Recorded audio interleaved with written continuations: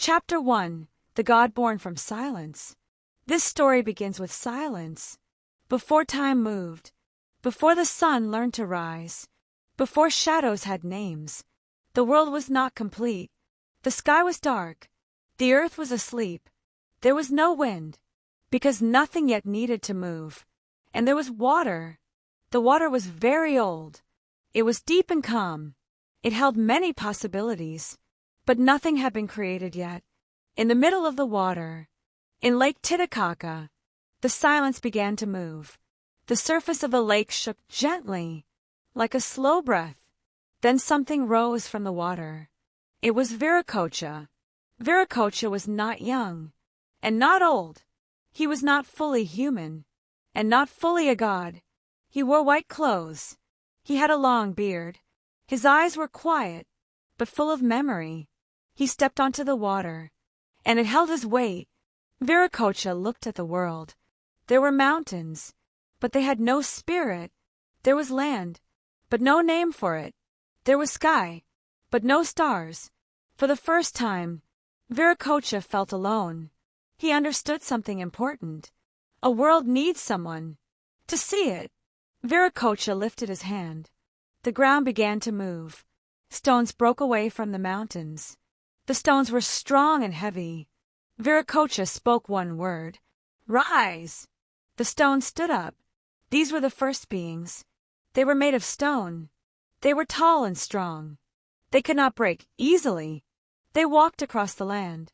They pushed the ground under their feet. But something was missing. Viracocha watched them carefully. They could move, but they could not feel. They did not speak. They did not ask questions. They did not thank their creator. They only admired themselves.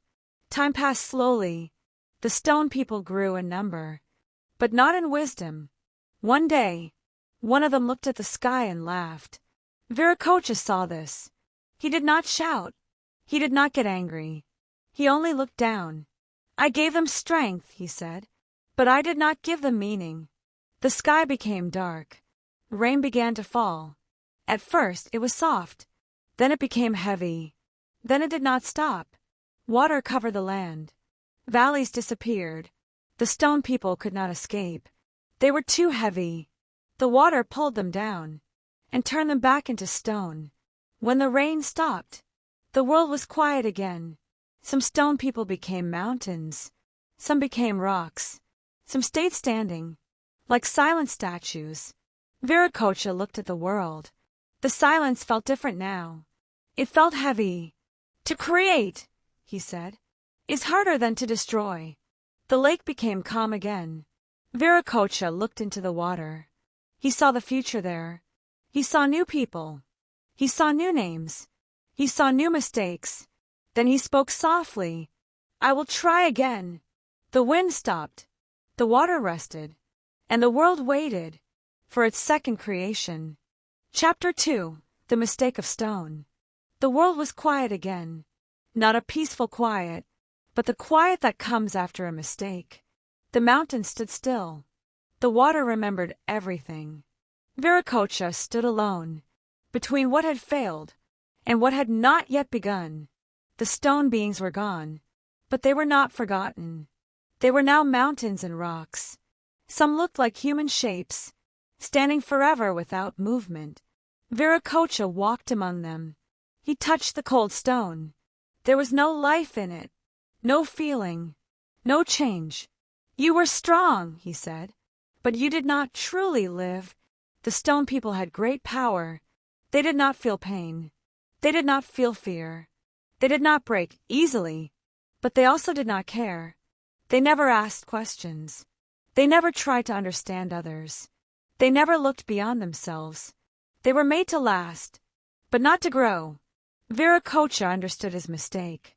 He gave them bodies, but not hearts. He looked up at the sky. Dark clouds were still there, slowly moving away. The great flood was not only punishment, it was a correction. Viracocha did not want control. He wanted balance. Strength without understanding, he said, can destroy a world. The wind carried his words across the land. Viracocha knelt on the ground. The earth was still wet. It was soft, not hard like stone. He pressed his hand into the soil and felt it change shape. This earth could learn. This earth could remember. Viracocha felt hope. He closed his eyes. To create again was a risk. To try again meant he might fail again. Even a creator can doubt. Viracocha accepted this. A perfect world, he said, is not made in one moment. He stood up and spoke clearly. This time, I will create beings who can feel. The mountains listened.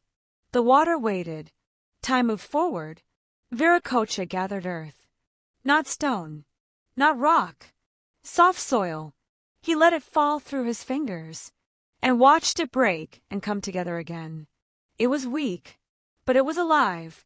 Viracocha looked once more at the stone figures. They would stay where they were, not as punishment, but as a lesson.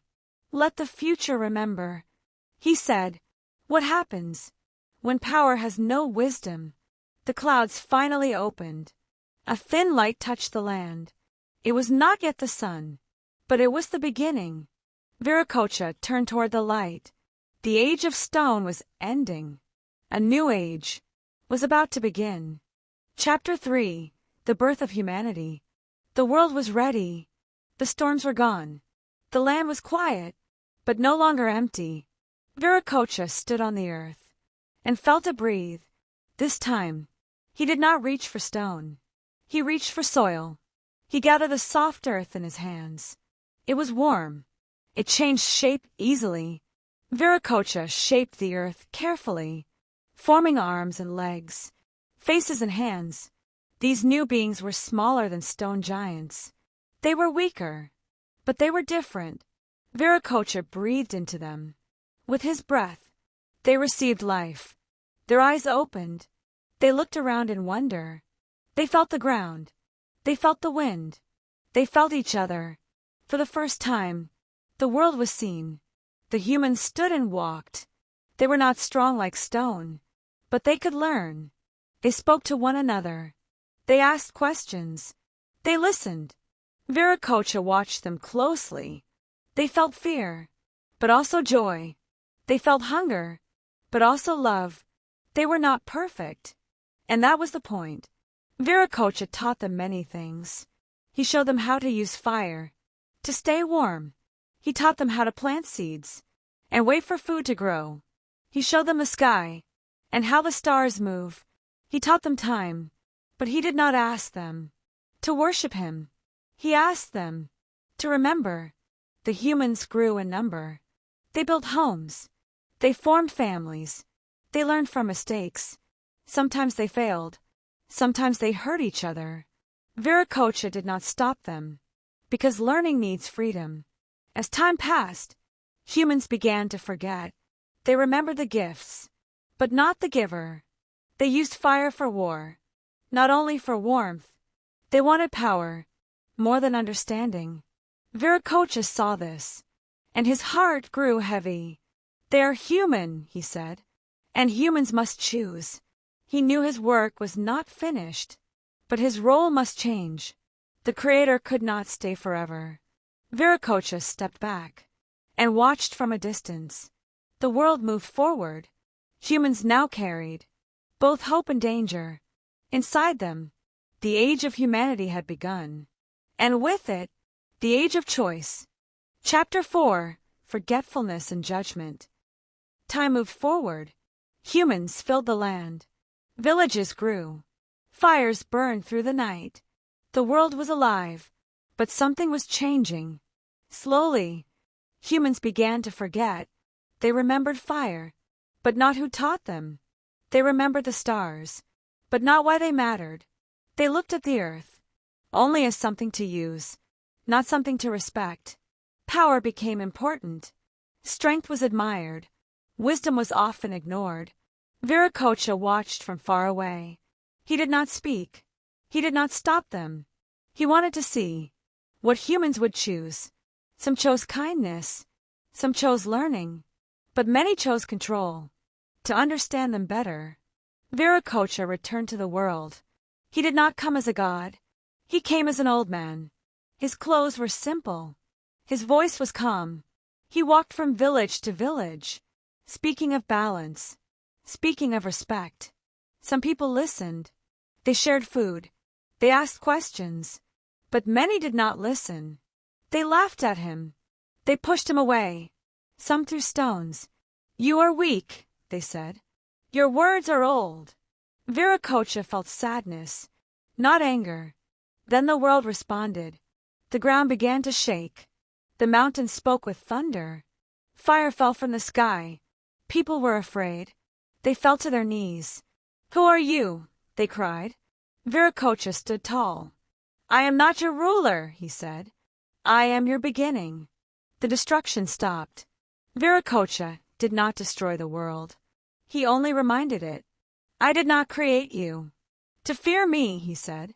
"I created you to remember." The people were silent. Some understood, some did not. Viracocha knew then that he could not stay. A creator cannot force wisdom. He turned away from the villages and began to walk across mountains, across valleys, leaving stories behind him. Humans watched him go. Some followed his path. Others forgot again. But his words remained, carried by the wind, carved into stone. The time of judgment had passed. The time of choice remained.